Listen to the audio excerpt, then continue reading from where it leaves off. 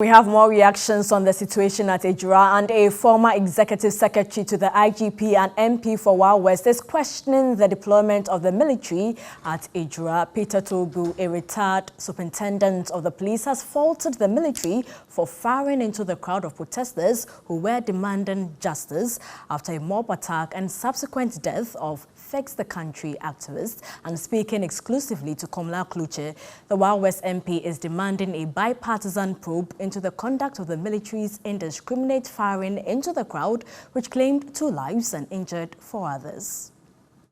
The state and the youth in Ejura should be on one side of the coin, and the criminals on the other side. Unfortunately, I am beginning to see the state and the youth of Ejura in a confrontation. They ought to complement each other's effort to bring out the criminals so that we can deal with them according to law.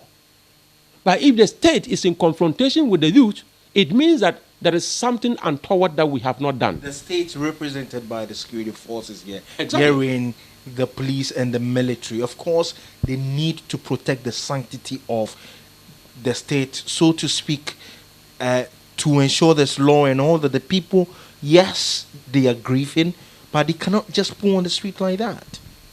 There is something we call spontaneity. When there is a spontaneous reaction because of pain amongst people, there is a way we deal with it, right?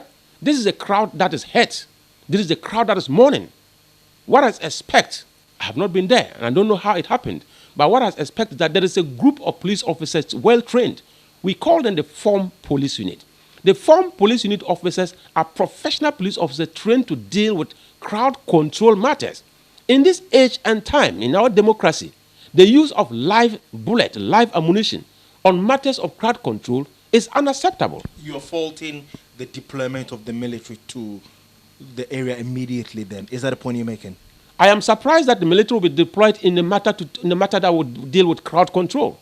The police on their own have the capacity, I am saying it as a matter of fact, the police have the capacity using the Form Police Unit to deal with any violent crowd in this country.